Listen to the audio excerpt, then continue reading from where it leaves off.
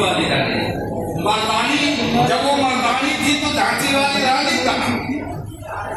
इनके लिए मैंने तो लाइन बनाया है, बुंदेली हर बाबा के वो हमने सुनी कहानी है, अब खूब लड़ी झलकारी वो तो झांसी वाली यानी उस बिरादरी से उस परिवार से संबंध रखने वाले घनश्याम कोरी जी आज हमारे बीच में इस लोक मोर्चा के कार्यकर्ता सम्मेलन की अध्यक्षता कर रहे हैं। मैं उनको इस मंच के माध्यम से हार्दिक स्वागत अभिनंदन करता हूँ। साथ ही आज इस कार्यक्रम के मुख्य अतिथि पॉलिटिकल जस्टिस पार्टी के राष्ट्रीय अध्यक्ष या संस्थापक राष्ट्रीय अध्यक्ष बड़े भाई पूर्व IPS PPSO की का भी मैं इस मंच के माध्यम से हार्दिक स्वागत करता हूँ।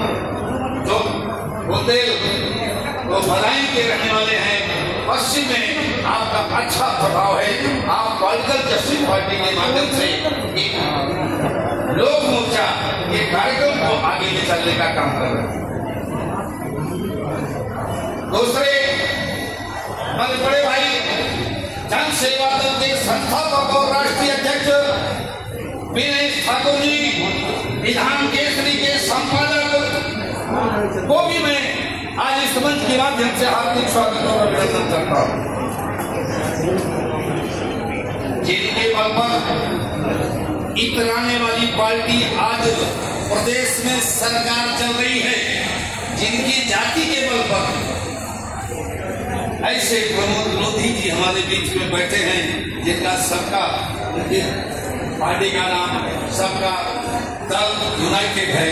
आज पूरे प्रदेश में वो अपने समाज के लोगों को इस लोक मोर्चा से जोड़ करके उत्तर प्रदेश की सरकार ही नहीं बल्कि देश की सरकार बदलने का काम करने जा रहे हैं।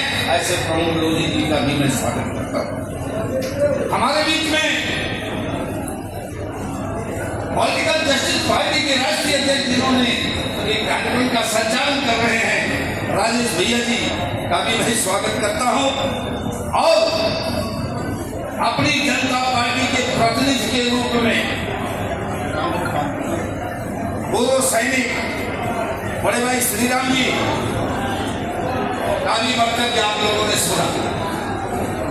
जरा शांति बनाए, शांति बनाए।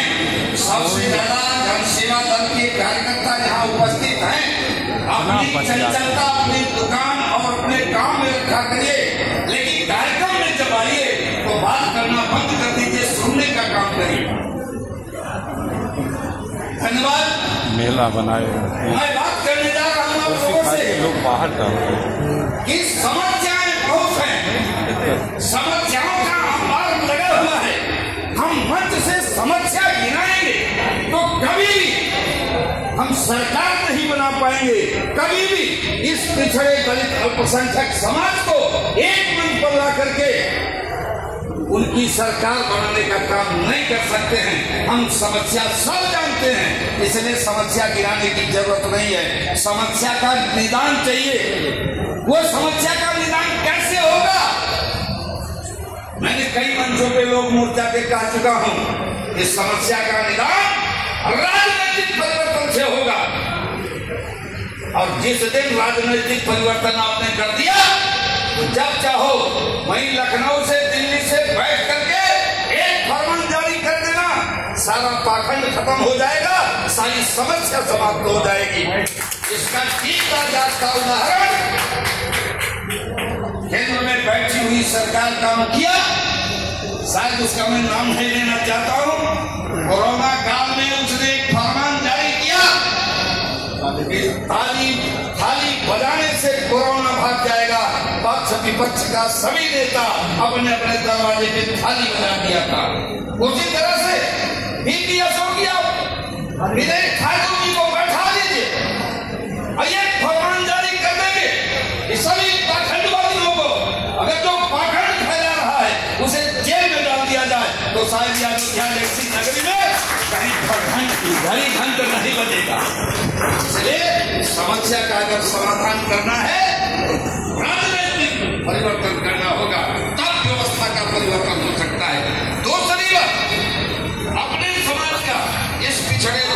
अल्पसंख्यक समाज का भाई अगर पाखंडवाद में फंसा हुआ है तो उसके ऊपर दबाव मत डालो, करने दो उसको पूजा पाठ। पहले अपने परिवार को संभालो, फिर अपने रिश्तेदार को संभालो, तब फिर जाति के लोगों को पाखंड से भगाने का काम करो। और पाखंड तभी भग सकता है जब विदेशी मुख्यमंत्री बनेंगे। दूसरी बात मैं आपको बताना चाहता हूं साहब, ये जन सेवा दल के कार्यकर्ता बात भी कर सकते हैं और उसी साथ में मैं भी हूं।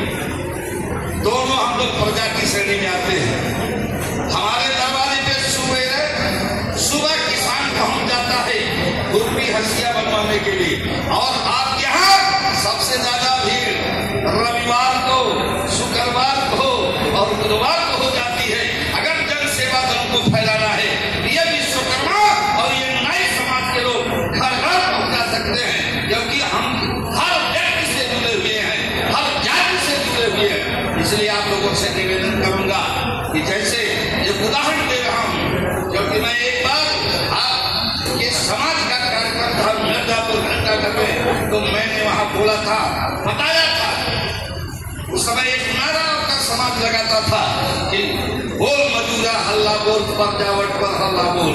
हमने कहा नाई समाज के लोगों, अगर गांव में काम करना बंद कर दोगे तो सड़क के किनारे कुर्सी लग करके सैलून चलाना बंद कर दोगे और चौकी बनी की बनी रह जाएगी।